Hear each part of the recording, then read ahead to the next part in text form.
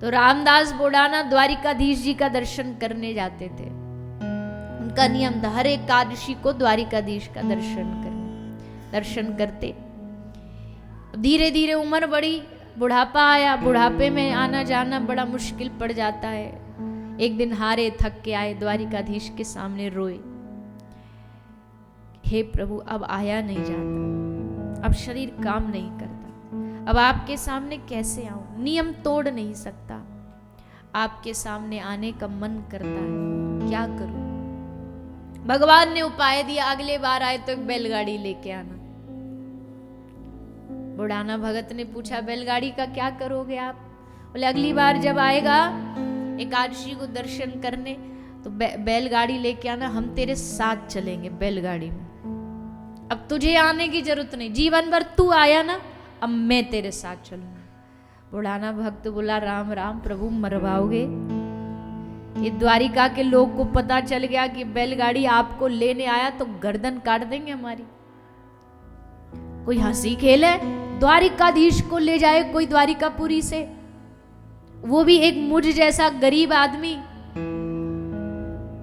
भगवान ने कहा तुझे दुनिया की फिक्र है, हमारी फिक्र है, हमारी सुनेगा दुनिया की सुनेगा। हमसे प्यार करता है ना तो चुपचाप जो कह रहे चुपचाप अगली बार बैलगाड़ी लेके आ जाना, कुछ नहीं करना तुझे।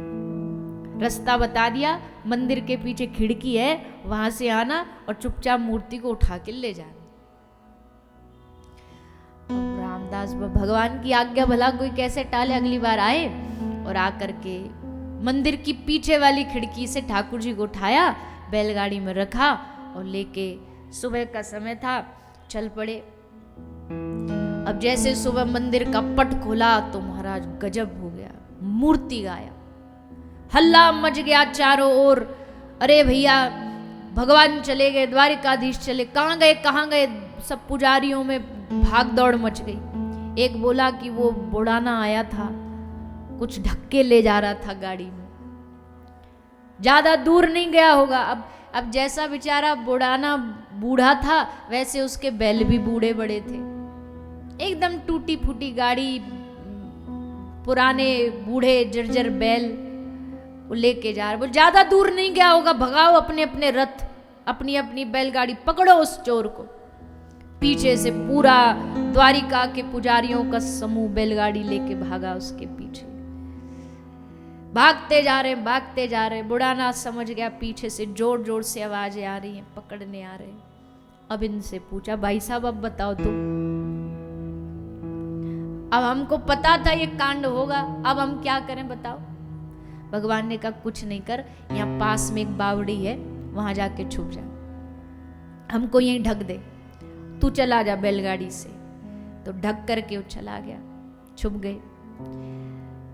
द्वारिका के सब पंडा पुजारी आए, मिल गए ठाकुर जी, देखो उठा के देखा तो मूर्ति मिल गई। उसको चोर को ढूंढो कहाँ है, ढूंढा, बुढ़ाना को पकड़ लाए झाड़ियों से, खूब मारा,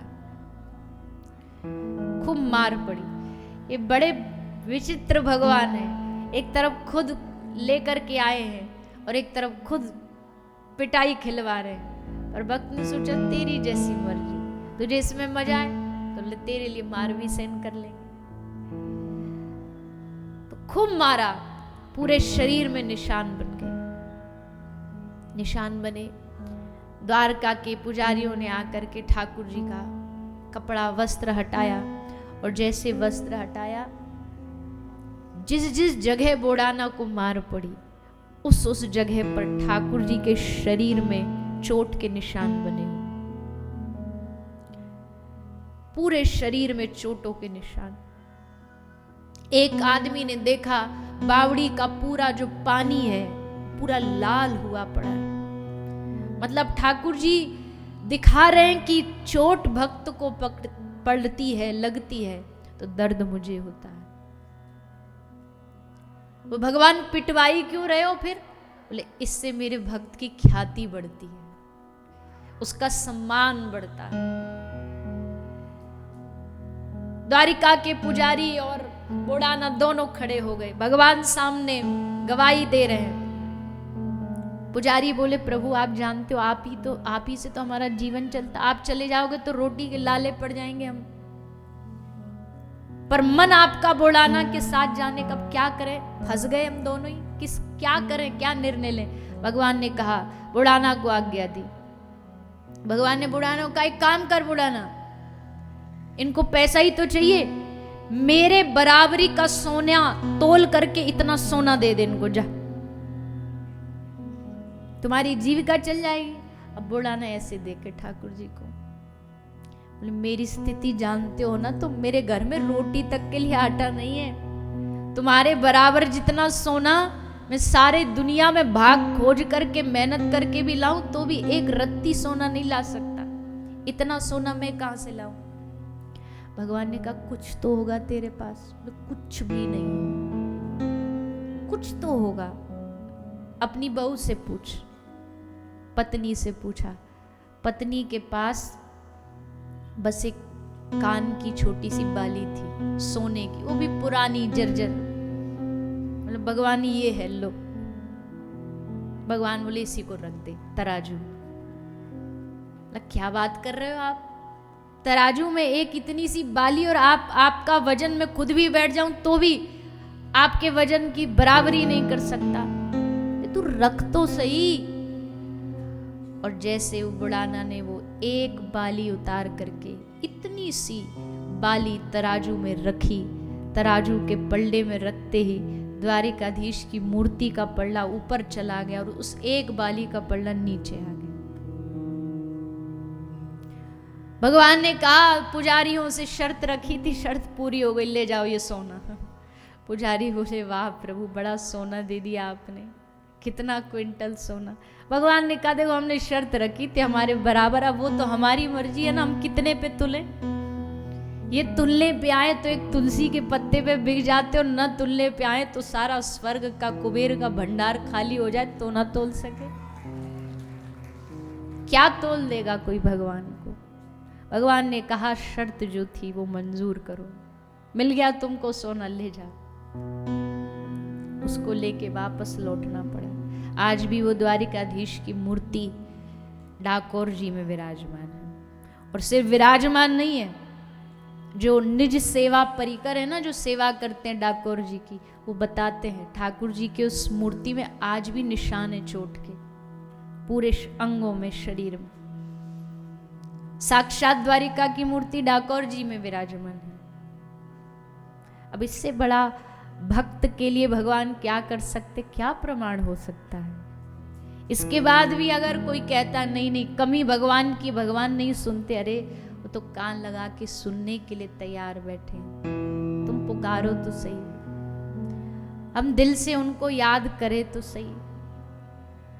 हम ही गलती करते हैं, हम ही भूल करते हैं और उनकी कृपा को नहीं समझ पाते हैं। लेकिन गोस्वामी जी कहते हैं, आपकी कृपा अनंत है। और अंत में एक बात कह दी, जो ही बांधो सोई छोरे, तुमने बांधा तुम ही छुड़ाओ।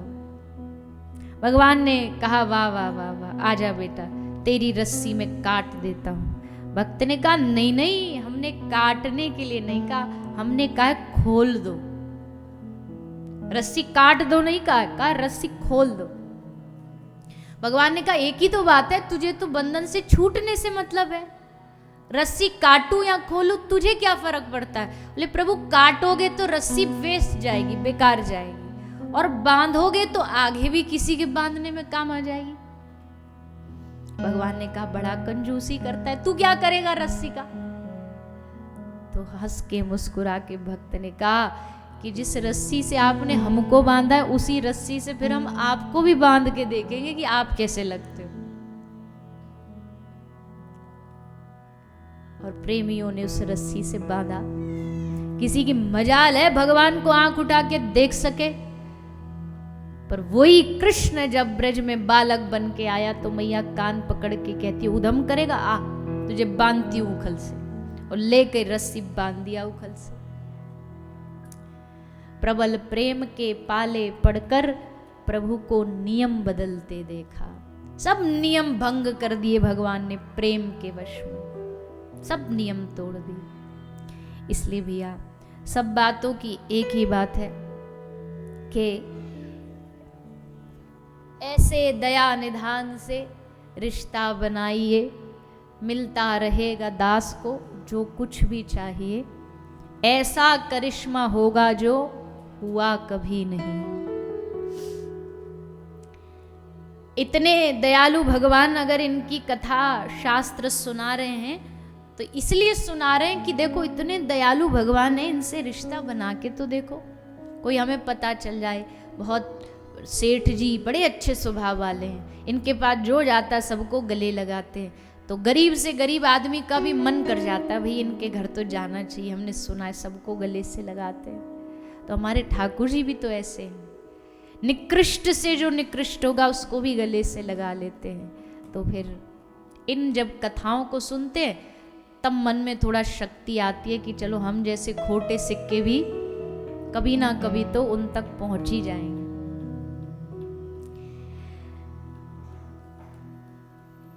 तो भागवत, मैंने हजारों बार ये बात कही है कि भैया भागवत भगवान के प्रभाव की नहीं, भागवत भगवान के स्वभाव की कथा है, भगवान के स्वभाव को बताने की कथा है।